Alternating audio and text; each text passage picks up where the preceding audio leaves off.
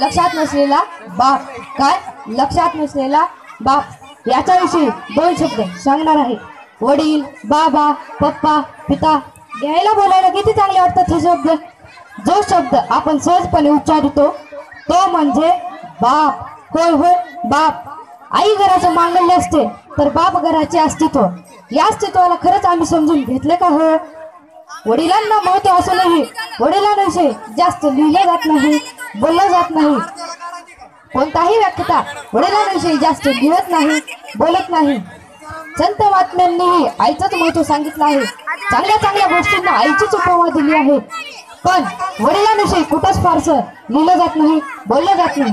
काही लोकांनी तर बाप रेखाटला तोही दापट, रागीट, मारझोड करणारा। पण चांगल्या पित्याबद्दल काय हो? आईकडे अश्रूची पाठ असते तर वडिलांकडे संयमाचा घाट। आई रडून मोकळी होते पण सांत्वन वडिलांनाच करावे लागते।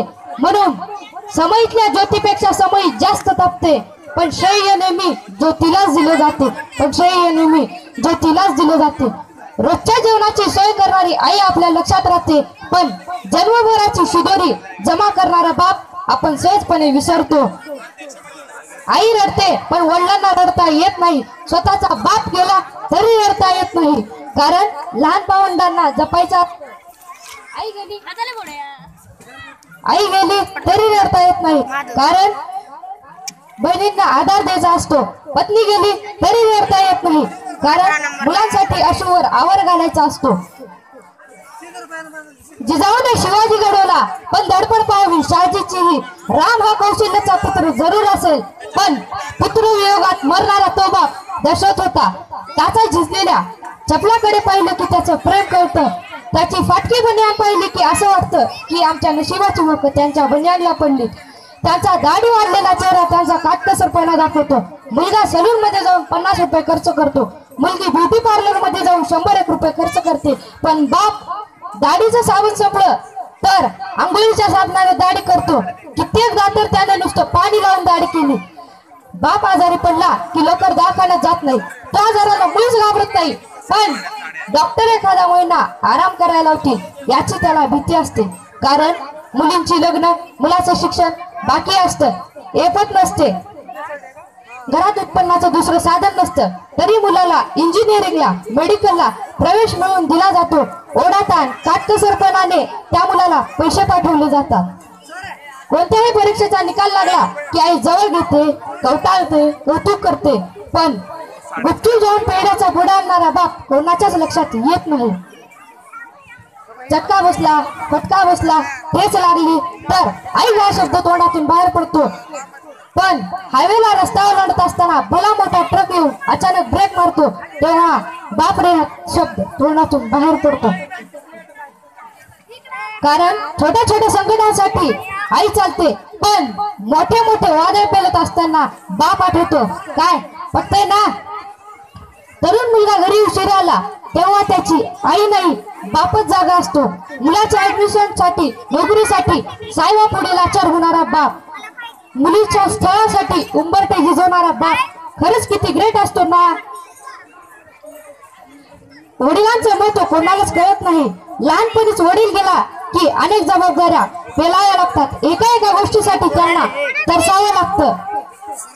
घरात बापाला समजून घेते खऱ्या अर्थाने ती म्हणजे घरातील मुलगी। जाता जाता मला एक वडिलांविषयी कविता म्हणायची वाटते, ती म्हणजे बाप स्वाभिमानवाना बाप, कण खर कणा त्याच्या हृदयात सुद्धा लाजाळूची संविधाना। त्याची पहाडाची छाती त्याच हृदय गुलाब, त्याच्या घामाच्या दाना सोन्या रुपयाचा रुबाब।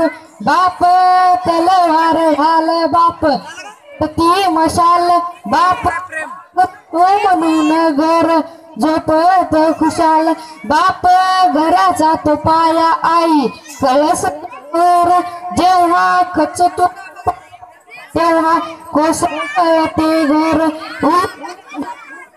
उलाढाली करतो बाप फक्त घरासाठी, शिव्या शापया जगाच्या घेतो आपुल्याच माथी।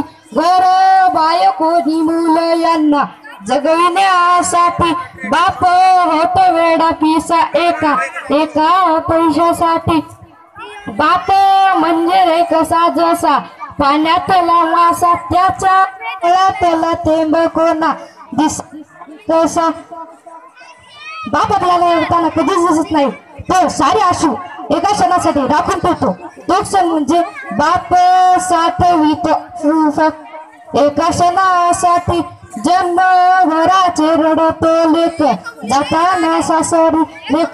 जाताना सासरी ज्यांनी जपले मुलांना कळ हात पाकळ्यात आशा बापासाठी यावे थोडे असं ओढत बाप थकल्यावरती त्याचा बनावा आधार नाही उपयोग पुन्हा किती घातले पितर धन्यवाद.